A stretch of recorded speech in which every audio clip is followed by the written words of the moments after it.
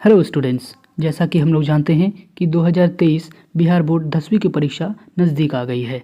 तो मैं आपका टीचर रंजीत कुमार आज आपको रिवाइज करवाऊंगा 10वीं क्लास के महत्वपूर्ण विज्ञान के ऑब्जेक्टिव्स, ताकि आप किसी भी अंक को छोड़े नहीं। चलिए शुरू करते हैं।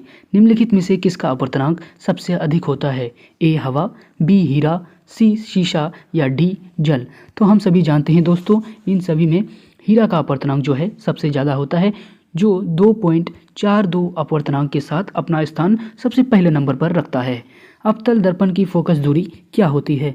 तो दोस्तों, अवतल दर्पण की फोकस दूरी हमेशा ऋणात्मक ही होती है। याद रखिए इस बात को कि अवतल दर्पण की फोकस दूरी हमेशा ऋणात्मक होती है। किसी लेंस में मुख्य फोकसों की संख्या कितनी होती है? तो किसी लेंस में मुख्य फोकसों की संख्या केवल 2 ही होती है। याद रखिए, लेंस में मुख्य फोकसों की संख्या 2 होती है। दाढ़ी बनाने के लिए कौन से लेंस का इस्तेमाल किया जाता है? तो दाढ़ी बनाने के लिए अवतल लेंस का इस्तेमाल किया जाता है, और अवतल लेंस का इस्तेमाल वाहनों के हेडलाइटों में भी किया जाता है। इस बात को याद रखिए दोस्तों। 2 नंबर के ऑब्जेक्टिव में या 2 नंबर के क्वेश्चंस में ये पूछा जाता है कि अवतल लेंस के इस्तेमाल को लिखें, तो आपको बताना है दाढ़ी बनाने के लिए किया जाता है और गाड़ियों के हेडलाइट में भी इसका इस्तेमाल किया जाता है। अगले क्वेश्चन की ओर बढ़ते हैं।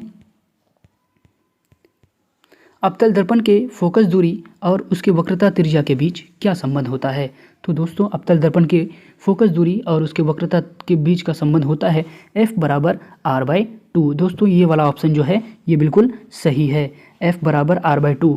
किसी अवतल लेंस के फोकस दूरी और उसके वक्रता त्रिज्या के बीच का संबंध हमेशा F बराबर R/2 होता है। किसी दर्पण की फोकस दूरी उसकी वक्रता त्रिज्या के आधी होती है। निम्नलिखित में से किस लेंस को अभिसारी लेंस कहा जाता है? तो यहाँ ध्यान दीजिए, निम्नलिखित में से उत्तल लेंस को अभिसारी लेंस कहा जाता है और अवतल लेंस को अपसारी लेंस कहा जाता है। दोस्तों, अपसारी लेंस इसको इसलिए कहा जाता है क्योंकि ये अपने में से होकर गुजरने वाले किरण पुंज को किसी एक बिंदु पर आकर समाहित कर देती है, इसीलिए इसे अवतल लेंस कहा जाता है, और उत्तल लेंस को अभिसारी लेंस कहा जाता है। तो इसका आंसर होगा दोस्तों बी। आगे चलिए दोस्तों। दृश्य प्रकाश में किस रंग का तरंगदैर्घ्य सबसे कम होता है? तो दोस्तों, हमें पता है कि हमें वातावरण में चारों ओर देखने पर लाल रंग का दिखाई सबसे ज़्यादा पड़ता है। लाल रंग हम सबसे ज़्यादा देखते हैं, इसीलिए दोस्तों इस रंग का तरंगदैर्घ्य सबसे ज़्यादा होता है। और जब आपको इस क्वेश्चन में पूछा गया है कि सबसे कम तरंगदैर्घ्य किसका होता है, तो दोस्तों इसमें आपको बोलना है बी, बैगनी। बैगनी रंग का तरंगदैर्घ्य सबसे कम होता है। तारों का टिमटिमाना प्रकाश के किस घटना को दर्शाता है? तो दोस्तों, तारों का टिमटिमाना प्रकाश के अपवर्तन के कारण होता है। जब तारे हमसे बहुत दूरी पर होते हैं तो हवा के अपवर्तन के कारण वे हमें टिमटिमाते हुए नजर आते हैं। हालांकि वास्तव में वो टिमटिमाते नहीं हैं, लेकिन वो हमें टिमटिमाते हुए नजर आते हैं। निम्नलिखित में से किसमें प्रकाश की चाल सबसे ज़्यादा होती है? तो दोस्तों, प्रकाश की चाल सबसे ज़्यादा निर्वात में होती है।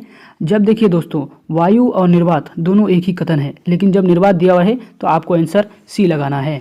वो निर्वात में वायु की चाल 3 गुना 10⁵ किलोमीटर पर सेकेंड होती है, और अगर मीटर में पूछेगा तो 3 गुना 10⁸ मीटर पर सेकेंड होती है। याद रखिए दोस्तों। चलिए अगले क्वेश्चन की तरफ बढ़ते हैं। प्रकाश के अपवर्तन के कितने नियम हैं? तो दोस्तों, ये तो बच्चों का सवाल है, इसका जवाब तो कोई भी दे सकता है कि प्रकाश के अपवर्तन के 2 नियम होते हैं। दोस्तों याद रखिए, परावर्तन और अपवर्तन दोनों के 2 नियम ही होते हैं।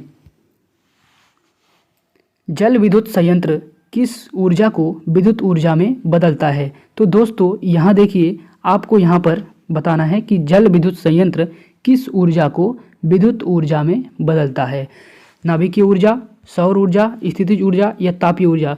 तो दोस्तों स्थितिज ऊर्जा, स्थितिज ऊर्जा को ये विद्युत ऊर्जा में बदल देता है। जलता हुआ मोमबत्ती बदलता है। देखिए दोस्तों, विद्युत ऊर्जा को प्रकाश ऊर्जा में, रासायनिक ऊर्जा को प्रकाश में, ध्वनि ऊर्जा को प्रकाश में, इनमें से कोई नहीं। तो हम सभी लोग जानते हैं दोस्तों कि जलती हुई मोमबत्ती में विद्युत का तो कोई काम नहीं है, इसलिए यह ऑप्शन बिल्कुल गलत है। यहाँ हम देखेंगे ध्वनि, तो मोमबत्ती से ध्वनि भी नहीं निकलती है दोस्तों, इसीलिए ये ऑप्शन भी गलत है। यहाँ सही है दोस्तों, रासायनिक ऊर्जा को ये प्रकाश ऊर्जा में बदल देती है, इसलिए इसका आंसर है जलती हुई मोमबत्ती रासायनिक ऊर्जा को प्रकाश ऊर्जा में बदल देती है। चलिए अगले क्वेश्चन की तरफ बढ़ते हैं। एक विद्युत सेल धारा प्रवाहित करने के सिरे के बीच विभवांतर का मान विद्युत वाहक के बल की तुलना में ज़्यादा हो जाता है, कम हो जाता है? इनमें से कोई नहीं।